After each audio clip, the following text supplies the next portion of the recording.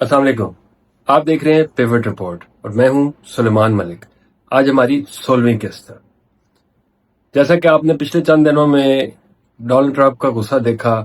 پہلے وہ ایران پہ حملوں کی بات کر رہے تھے، پھر آہستہ آہستہ اقتصادی حملوں پہ آ گئے، اور پھر بالآخر سیکرٹری ٹریجری اسکاٹ بیسنٹ نے صدر ٹرمپ کے کہنے پہ ڈومز ڈے اکنامک سینکشنز کا اعلان کر دیا ایران کے اوپر. ویسے تو پچھلے 50 سال سے ایران پر سینکشنز ہیں جس کا کوئی خاص فائدہ امریکہ کو نہیں ہوا، اور ابھی والی سینکشنز میں وہ چاہتے ہیں کہ جن ممالک کی سرحد ہے ایران کے ساتھ، پاکستان، ترکی، آذربائیجان اور عراق، یہ ممالک اپنی تمام تجارت ایران کے ساتھ روک دیں. اس پر عمل درآمد بڑا مشکل ہوگا.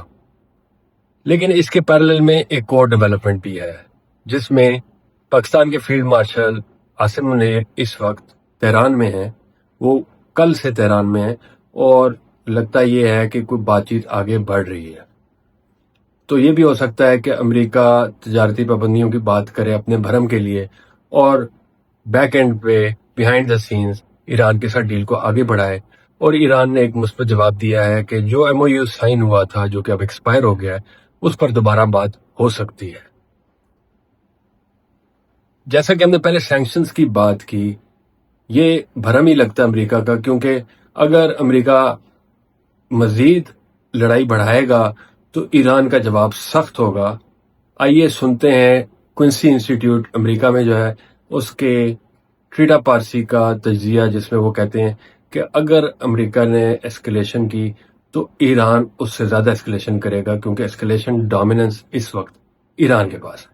آئیے سنتے ہیں. I find it extremely unlikely that this will lead to either the collapse of the Iranian government or that it will lead to their surrender in any way, shape, or form. The pattern that we have seen so far is that when faced with either surrender or escalation, the Iranians escalate. And they still actually have very formidable escalatory options at their disposal. In fact, they have escalation dominance. تو ان dooms day sanction کو نام دیا گیا ہے operation economic out cost. لگتا یہ ہے کہ ہالی ووڈ کا بہت بڑا اثر ہے امریکی سیاست پہ. اس سے پہلے جب جنگ شروع ہوئی تھی تو انہوں نے اس کا نام رکھا تھا آپریشن ایپک فیوری. تو بڑے بڑے نام رکھ دینے سے جنگ میں فتح یقینی نہیں ہوتی، فتح آن گراؤنڈ ہوتی ہے. اور اب یہ دیکھیں کہ سامنے آ رہا ہے کہ پاکستانی فیلڈ مارشل جناب سید عاصم منیر صاحب صدر ٹرمپ کا پیغام لے کر گئے ہیں، امن کا پیغام لے کر گئے ہیں تہران، اور تہران کا جواب بھی مثبت آیا. اچھا، دوسرا اس دورے کی اہم وجہ یہ سامنے آئی ہے کہ پاکستانی اخبار دا نیوز نے رپورٹ کیا ہے کہ پاکستان نے ایران کو دعوت دی ہے مکہ ایگریمنٹ جوائن کرنے کی. تو پہلے جو اس کے اوپر ایک لیبل لگ رہا تھا کہ سنی الائنس، اور لوگ کہہ رہے تھے کہ یہ ایران کے خلاف استعمال ہوگا، تو اس تاثر کو پاکستان نے رد کر دیا. ابھی ایران کے جوائن کرنے کے چانسز کم ہیں، لیکن مستقبل میں جب ایران کے اور سعودی عرب کے تعلقات بہتر ہوں گے تو یہ ہو بھی سکتا ہے. اس کے علاوہ بنگلہ دیش نے بھی اس کو جوائن کرنے کی خواہش ظاہر کی ہے. تو یہ آہستہ آہستہ بہت سارے مسلم ممالک اس میں آنا چاہ رہے ہیں. سیریا بھی اس کی خواہش رکھتا ہے، کیونکہ سیریا میں جیسا کہ میں نے بتایا پراکسی وار ترکی کی اور اسرائیل کی شروع ہو گئی. تو یہ آنے والے وقتوں میں دیکھنا پڑے گا کتنے اور ملک اس میں شامل ہوں گے، ایران اس میں شامل ہوگا کہ نہیں ہوگا. جیسا کہ میں نے پچھلی قسط میں کہا تھا کہ یہ مسلم نیٹو صرف اس صورت میں بنے گا جب ایران اور باقی ممالک اس میں شامل ہوں گے. اس سارے معاملے کے اوپر بہت اچھا تجزیہ بھارتی جرنلسٹ ہیں پروین سونے. انہوں نے اپنے تجزیے میں کلیکٹیو سیکیورٹی اور کلیکٹیو ڈیٹرنس کی بات کی، اور یہ بات ٹھیک ہے کہ یہ ڈیٹرنس کے لیے یہ اتحاد بن رہا ہے، اور جتنے ممالک اس میں شامل ہوں گے تو باقی ممالک آئسولیٹ ہوتے جائیں گے.